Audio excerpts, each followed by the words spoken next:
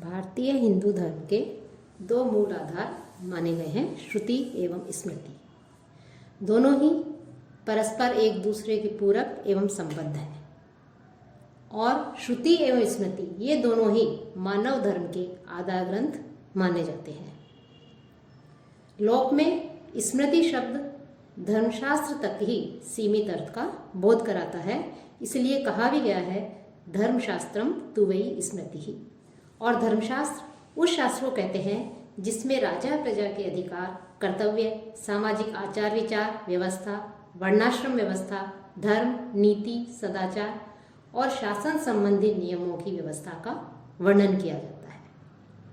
और जो धर्मशास्त्र है उस धर्मशास्त्र का मूल आधार स्मृतियां हैं और स्मृतियों में भी मनुस्मृति एवं याज्ञवल्क्य स्मृति, ये दोनों स्मृतियां हिंदू समाज के विधि नियामक ग्रंथ माने गए हैं। इनके बाद भी बहुत से स्मृतिकार हुए हैं जिन्होंने स्मृतियों की रचना की, लेकिन उन्होंने मुख्य रूप से मनु एवं याज्ञवल्क्य के जो मत थे उन मतों को ही स्थापित करने का प्रयत्न किया है। और मनु तथा याज्ञवल्क्य के द्वारा निर्धारित जो विधि विधान थे वो हजारों वर्षों तक मान्य रहे, लेकिन जैसे जैसे कालांतर में विदेशी आक्रमणकारी आए, मुस्लिम आक्रमणकारी आए, उसके कारण 19वीं शताब्दी तक आते आते मनु एवं याज्ञवल्क्य द्वारा स्थापित जो एक स्वस्थ परंपरा थी वो विलुप्त होती गई और समाज का परिवर्तनशील स्वरूप संकीर्ण होता गया। साथ ही अनेक प्रतिबंध युक्त और गतिहीन होने के साथ साथ उनके द्वारा बताए गए जो मार्ग थे उन मार्गों का अनुसरण करना, उस मार्ग पर चलना जो है और जो उनके द्वारा निर्धारित जो विधि विधान थे उनका निर्वाह करना मानव समाज के लिए अत्यंत दुष्कर हो गया। ऐसी स्थिति में यह आवश्यकता महसूस हुई कि मनु के द्वारा जो निर्धारित नियम हैं उन नियमों में समय काल परिस्थिति के अनुसार कुछ संशोधन एवं परिवर्तन किया जाए।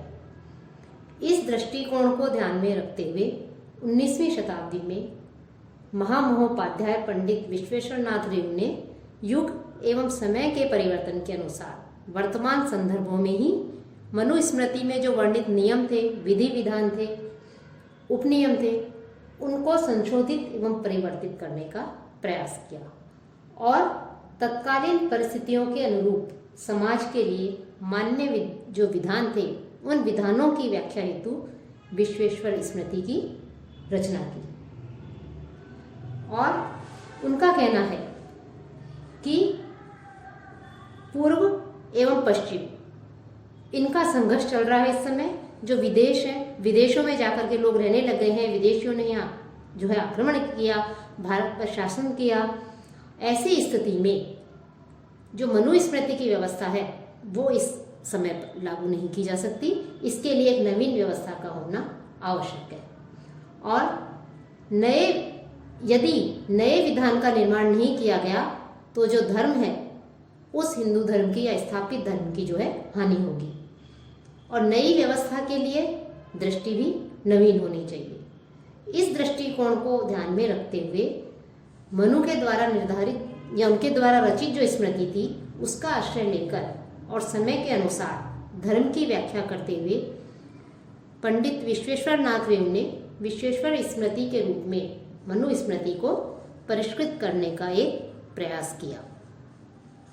कि साथ ही साथ आधुनिक धर्मों का विश्लेषण करने वाली ये जो विश्वेश्वर स्मृति है, यह विश्वेश्वर स्मृति वास्तव में अत्यधिक उपयोगी एवं श्रेष्ठ मानी जाती है।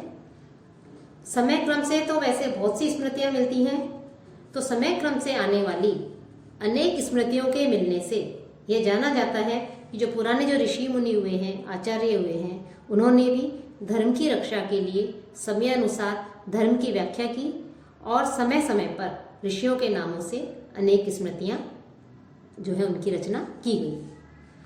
पराशर स्मृति का जो प्रथम अध्याय है उस प्रथम अध्याय में कहा गया है कि युगे युगे तु ये धर्मः तत्र तत्र चये द्विजः तेषां निंदा न कर्तव्या युग रूपा ही ते द्विजः।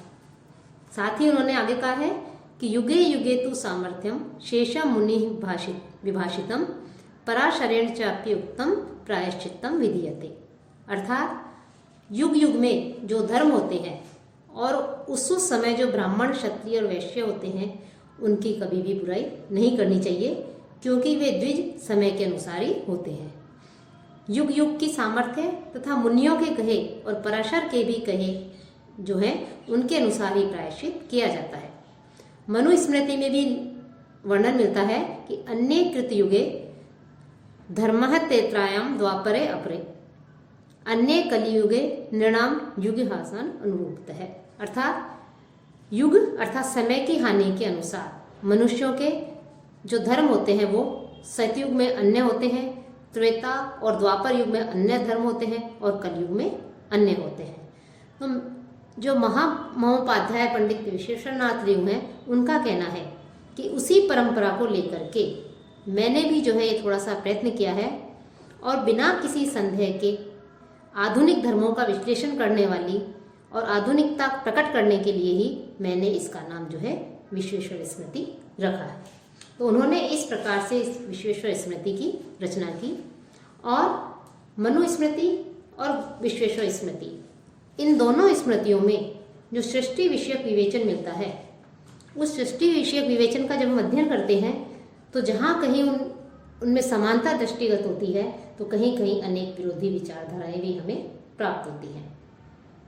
कि सृष्टि रचना के विषय में मनुस्मृति में कहा गया है कि यह संसार पहले अंधकार युक्त, अज्ञानी, तर्करहित और अविज्ञेय था। तत्पश्चात स्वयंभू अव्यक्त परमात्मा स्वयं प्रकट हुए और सर्वप्रथम उन्होंने जल की सृष्टि की और उसमें शक्ति रूपी जो बीज है उस बीज को छोड़कर हिरण्यमय गर्भ के रूप में ब्रह्मा जी ने 1 वर्ष तक उस अंडे में रहकर उसे 2 टुकड़ों में विभक्त कर दिया और उस अंडे के जो 2 टुकड़े थे उन दोनों टुकड़ों से स्वर्ग तथा पृथ्वी का निर्माण किया गया। उन दोनों के बीच में आकाश, 8 दिशाओं और समुद्र की सृष्टि की। मन, अहंकार, इनको का निर्माण करके इनको निर्मित कर 3 गुणों और 5 इंद्रियों को बनाया गया। शब्दादि जो पंच तन्मात्राएं हैं उनको और अहंकार जो है इन 6 सूक्ष्म अवयवों को अपने में मिलाकर ब्रह्मा जी ने प्राणियों का निर्माण किया, उनकी सृष्टि की। जो पंच महाभूत हैं पृथ्वी आदि, उन पंच महाभूतों आदि को उत्पन्न करके उनके साथ में ब्रह्मा जी ने मन की सृष्टि की। वो जो अविनाशी जो ब्रह्मा थे, उन ब्रह्मा से सामर्थ्यशाली जो 7 महत तत्व हैं, महत, अहम, शब्द, स्पर्श, रूप, रस, गंध, इन कारणों की सूक्ष्म मूर्ति के अंशों से ये जो विनाशी जगत है, इस विनाशी जगत की उत्पत्ति हुई है। इसके पश्चात यज्ञों की सिद्धि के लिए वेदों की सृष्टि की, समय, उनके विभागों, नक्षत्रों, ग्रहों, नदियों, पर्वतों, तप, वाणी, इच्छा, क्रोध, धर्म आदि की जो है सृष्टि की गई, रचना की गई। तो इस प्रकार से सृष्टि विषयक ये जो विवेचन है यह जो है मनुस्मृति में हमें प्राप्त होता है। लेकिन जो विश्वेश्वर स्मृति है, उस विश्वेश्वर स्मृति में कुछ पृथक ढंग से सृष्टि रचना का विवेचन किया गया है।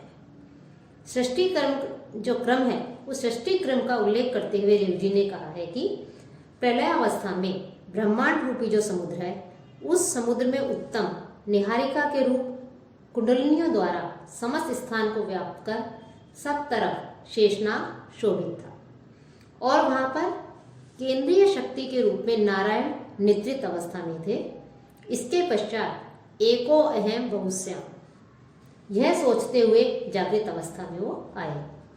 उस समय निहारिका में चक्र के समान गति होने के कारण उनसे बाणमय तत्व उत्पन्न हुए। चक्र भ्रमण के कारण जो निहारिका थी, उस निहारिका का कुछ भाग बाहर फैल गया और गाड़ी हुई निहारिका से यह सूर्यमंडल उत्पन्न हुआ और सूर्यमंडल से यथाक्रम 8 ग्रह बुध, शुक्र, मंगल, बृहस्पति, शनि, यूरेनस, नेपच्यून और प्लूटो तथा 9वां पृथ्वी मंडल, इस प्रकार कुल 9 पिंड निकले। ये पिंड अलग अलग होकर भी गुरुत्वाकर्षण शक्ति के कारण एक दूसरे को आकर्षित करते हैं। इसी से ये 9 पिंड तो सूर्य की परिक्रमा करते हैं और चंद्रमा पृथ्वी से उत्पन्न होने के कारण जो पृथ्वी है उस पृथ्वी की परिक्रमा करता है। विश्वेश्वर स्मृति में पृथ्वी का अपनी धुरी पर घूमना और अंडाकार मार्ग पर चलकर सूर्य की परिक्रमा करना, इस प्रकार ये 2 गतियां मानी गई है। प्रथम गति से दिन रात और दूसरी गति से 6 ऋतुएं उत्पन्न होती है।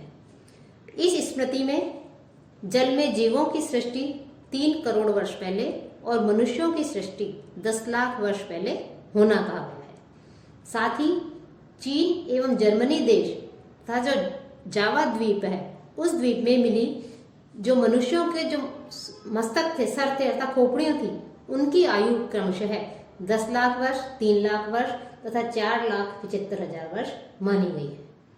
और इनकी बनावट तथा पृथ्वी की परत की हालत से इनकी प्राचीनता के विषय में कहा गया है।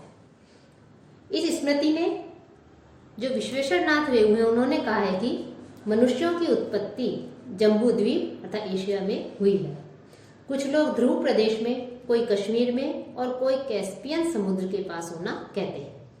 उन्होंने कैस्पियन समुद्र के नाम को कश्यप ऋषि से मिलता जुलता मान करके उसके रूप में स्वीकार करके उसका संबंध कश्मीर से जोड़ा है। इस प्रकार जो विश्वेश्वर स्मृति है, इस स्मृति में मनु स्मृति के समान ही सृष्टि का विवेचन किया गया है, लेकिन दोनों की जो दृष्टियां हैं उन दोनों की दृष्टियों में भिन्नता पाई जाती है। विश्वेश्वर स्मृति में पौराणिक मतों के साथ साथ नवीन वैज्ञानिक मत भी प्रस्तुत किए गए हैं और जो 4 युग हैं सतयुग आदि, उन चारों युगों का विवेचन मनु स्मृति के लगभग समान ही जो है हमें इस विश्वेश्वर स्मृति में भी मिलता है। तो इस प्रकार से जो सृष्टि रचना है, इस सृष्टि रचना के विषय में मनु स्मृति और विश्वेश्वर स्मृति ये कहीं पर इनमें समानता दृष्टिगत होती है और कहीं कहीं अनेक विरोधी विचारधाराएं भी हमें प्राप्त होती हैं, जो कि लेकिन फिर भी ये दोनों जो है परस्पर एक दूसरे से भिन्नता भी है और समानता भी हमें देखने को मिलती है।